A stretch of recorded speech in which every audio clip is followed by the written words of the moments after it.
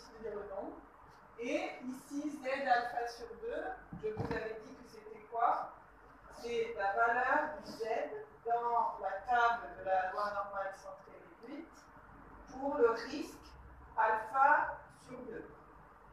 Le risque, donc, quand on fait un intervalle de confiance à 95%,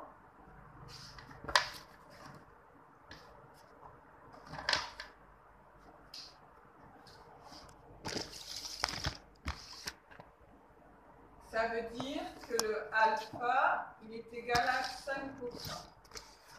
Donc, alpha sur 2 est égal à 2,5%. OK? Donc, si je cherche dans la table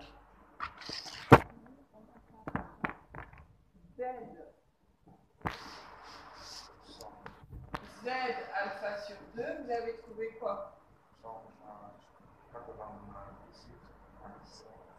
Non, le Z. Oui, voilà. On l'a déjà vu plusieurs fois, c'est 1,87. D'accord? Donc ensuite, on va utiliser cette formule pour calculer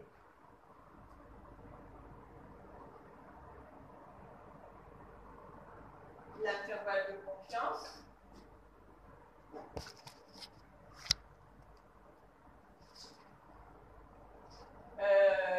Donc, pour le 30%, c'est 0,30 plus ou moins 1,96 racine carrée de 0,3 fois 0,7 sur 50. Ça fait 0,173 ou 0 et 0,427. Ça, c'est l'intervalle de confiance, d'accord? Ou si vous voulez l'écrire en pourcentage, vous pouvez écrire 17,3%, 42,7%. Il faut l'écrire comme ça. Il ne faut pas le laisser en plus ou moins, d'accord? Vous faites ça moins ça, ça donne ça. Ça plus ça, ça donne ça. Et ça, c'est l'intervalle de confiance. Tout le monde a trouvé ça? Oui? Ok, c'est bien. Et donc on peut l'écrire comme ça. Et sinon, l'intervalle de confiance des 94%, quand on fait ça, on trouve ici 0,94 plus ça, on trouve quelque chose qui est plus grand que 1. D'accord? Mais plus grand que 1, ce n'est pas possible pour un pourcentage. Donc on laisse 1, c'est le maximum, 100%. D'accord? Ensuite, il faut vérifier les conditions d'application. D'accord? Ça, c'est ce qui est écrit ici. Pour le pourcentage,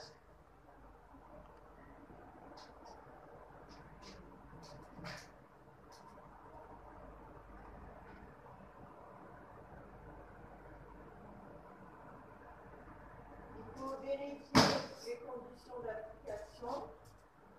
Là, vérifier ça. Il faut vérifier que n fois la borne inférieure est supérieure ou égale à 5, n fois 1 moins la borne inférieure, etc. Donc vous faites d'abord le calcul et après vous vérifiez ça. Donc, si vous regardez là, donc on fait 50 fois ça, on trouve 8, donc ça c'est plus grand, donc c'est OK. 50 fois la borne supérieure, 50 fois 1 moins ça, 50, tout ça c'est OK. Les conditions d'application sont OK. Par contre, pour la deuxième formule, si vous vérifiez n fois 1 moins 1, ça fait 0, donc c'est pas bon. Donc on ne peut pas utiliser l'intervalle de confiance, d'accord? Voilà. Donc c'est la seule fois où on vérifie les conditions d'application après avoir utilisé la formule. D'accord? Sinon, normalement, on vérifie avant. Mais pour l'intervalle de confiance des pourcentages, on vérifie après. Et là, du coup, cet intervalle-là, on ne peut pas s'en servir. Il n'est pas valable. D'accord? Do you have any questions? Do you understand conditions d'application? It means the conditions, being allowed to use a formula or a test, okay? Usually you always check before you use the formula or the test, you check that the conditions are okay. But for that, you can only check afterwards, okay? You always check afterwards. So you calculate it, you use it, you have the two values, and then you check these. And if one of them is less than 5, then it's not okay. So we can't use that formula. Ok. Vous pouvez réfléchir à l'exercice 2 du coup maintenant.